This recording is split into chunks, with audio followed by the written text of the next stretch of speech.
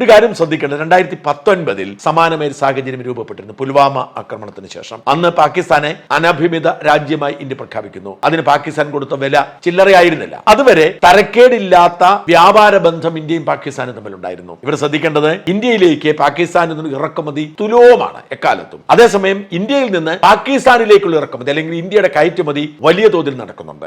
കാരണം പാകിസ്ഥാന് വില കുറഞ്ഞ സാധനങ്ങൾ, അവരുടെ നിലനിൽപ്പിന് ആവശ്യമായ മരുന്നുകൾ, ഭക്ഷ്യവസ്തുക്കൾ, തുണിയുണ്ടാക്കാനുള്ള പരുത്തി, ഇതൊക്കെ ഇന്ത്യയിൽ നിന്നാണ് പോകുന്നത്. ഇതൊക്കെ 2019 നിർത്തിവെച്ചിരുന്നു. പാകിസ്ഥാൻ വലിയ സാമ്പത്തിക പ്രതിസന്ധിയിലായി. കോവിഡ് കൂടി വന്നതോടെ പാകിസ്ഥാൻ നിലയില്ലാ കയത്തിലേക്ക് ചാടിയപ്പോൾ ഇന്ത്യയോട് യാചിച്ചിട്ട് ഒരു കരുണ എന്ന നിലയിൽ വീണ്ടും വ്യാപാര ബന്ധം പുനഃസ്ഥാപിച്ചിരുന്നു. അങ്ങനെ 2021 മുതൽ 24 വരെയുള്ള 3 വർഷ കാലയളവിൽ ഇന്ത്യയും പാകിസ്ഥാനും തമ്മിലുള്ള വ്യാപാര ബന്ധം ശക്തിപ്പെടുന്നു. അപ്പോഴും ശ്രദ്ധിക്കണം, ഇന്ത്യ പാകിസ്ഥാനിൽ നിന്ന് ഇറക്കുമതി ചെയ്യുന്നത് തുലോമാണ്. 2024 കേവലം 3.5 കോടി രൂപയുടെ ഇറക്കുമതിയാണ് ഇന്ത്യ നടത്തിയത്. വെറും 3.5 കോടി രൂപ. നമ്മുടെ നാട്ടിൽ ഒരു ഇടത്തരം കച്ചവടക്കാരന് പോലും 3.5 കോടി രൂപയുടെ ഇടപാട് ഒരു കാര്യമേ അല്ല. 3.5 കോടി രൂപയുടെ ഇടപാടാണ് ഇന്ത്യ ഇറക്കുമതിയിലൂടെ. അതേസമയം ഇന്ത്യയിൽ നിന്ന് അവശ്യ വസ്തുക്കൾ പാകിസ്ഥാനിലേക്ക് കയറ്റി അയച്ചത് 10,000 കോടിയുടേതാണ്. ഈ അവശ്യ വസ്തുക്കൾ ഇല്ലാതെ പാകിസ്ഥാനെ പിടിച്ചു നിൽക്കാൻ കഴിയില്ല എന്നതാണ് അവസ്ഥ. പ്രത്യേകിച്ച് ഈ അടുത്ത കാലത്ത് അവർക്ക് വലിയ സാമ്പത്തിക പ്രതിസന്ധി ഉണ്ടാവുകയും അവർക്ക് റൊട്ടിക്ക് വേണ്ടി പിടിവലി ഉണ്ടാവുകയും ചെയ്തു. ഇന്ത്യയാണ് അവർക്ക് ഭക്ഷണ സാധനങ്ങൾ എത്തിച്ചു കൊടുത്തത്. ഇന്ത്യയാണ് അവർക്ക് മരുന്ന് എത്തിച്ചു കൊടുത്തത്. പാകിസ്ഥാനികൾ